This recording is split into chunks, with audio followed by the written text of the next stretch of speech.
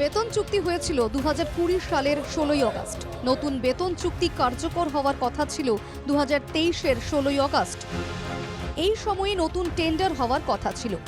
বহুবার নতুন বেতন চুক্তি কার্যকর ও টেন্ডার প্রক্রিয়া শুরুর জন্য বলা হয়েছিল ঠিকই, কিন্তু কাজ না হওয়ায় এবার দুর্গাপুরের রাষ্ট্রায়ত্ত গ্যাস সংস্থার তৃণমূল ট্রেড ইউনিয়নের প্রায় 93 জন হ্যান্ডলিং কর্মী কাজ বন্ধ করে বিক্ষোভে সামিল হলেন।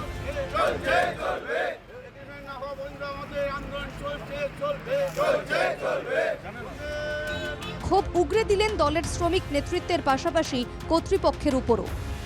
আমরা আন্দোলনের বিরোধী, ঠিক আছে, আমরা চাই না এই প্ল্যানটা বন্ধ থাকুক, কারণ এই প্ল্যানটা চলছে বলে মানে আমরা হাসি খুশি আছি, আমাদের সংসারটাও চলছে। আমরা ম্যানেজমেন্টকেও বলেছি, ম্যানেজমেন্ট তো আমাদের পুরো ব্যর্থ, ঠিক আছে। আমরা বারবার গেছি, গিয়ে পরে সব রকম ভাবে মানে যত রকম ভাবে বলা যায় সব রকম ভাবেই বলেছি আমরা, কিন্তু কোনো রকম কোনো কাজ হয়নি। 20 সালে 2020-তে 15 আগস্ট আমাদের এগ্রিমেন্ট হয়। তারপর থেকে 23-এর মানে 15 পর্যন্ত আমাদের এগ্রিমেন্ট শেষ হয়েছে 23-এ। তারপর থেকে কোনো এগ্রিমেন্ট এখানে হয়নি। শ্রমিকগণ সবাই মিলে আমরা আলোচনা করছি যে এটা পরিপ্রেক্ষিতে কী করা যায়।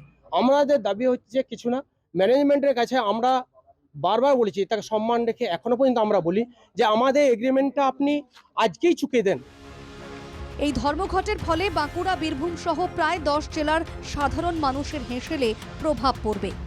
ভোটের আগে এই ইস্যুতে রাজনৈতিক তরজা শুরু হয়েছে। ব্যস্ত শ্রমিকরা প্রতি মুহূর্তে বঞ্চিত।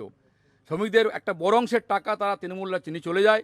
শ্রমিকদের ইনক্রিমেন্ট হয় না, তারা বসে মালিকের সঙ্গে বসে পড়ে তারা বেশি একটা কাটবাইনি চলে যায়, শ্রমিকের কথাকে ভাবে না। আমরা আগে বলছি, তাই আজ পশ্চিমবঙ্গের শিল্পপতিরা আসছে না, শ্রমিকরা অসহায়, তাই বাংলায় বেকার যুবকরা বাংলা ছেড়ে দিল্লি, গুজরাট চলে যাচ্ছে। আমরা বলছি একটু ওয়েট করুন, দিলীপ ঘোষ এসছে দুর্গাপুর শিল্পাঞ্চলে, মোদিজি আছে, দিলীপ ঘোষের হাত ধরে দুর্গাপুর নতুন শিল্প হবে। শ্রমিকরা জেলা আইনটিডিসি প্রেসিডেন্ট অভিজিৎ ঘটক, ওনাকে নির্দেশ দেওয়া হয়েছে ওখানে যে ম্যানেজমেন্টের সঙ্গে কথা বলে এবং কর্মীদের সঙ্গে কথা বলে ইমিডিয়েট এটা দেখা যায়। রাজনৈতিক চাপানুতরে অনিশ্চয়তায় কর্মীদের ভবিষ্যৎ।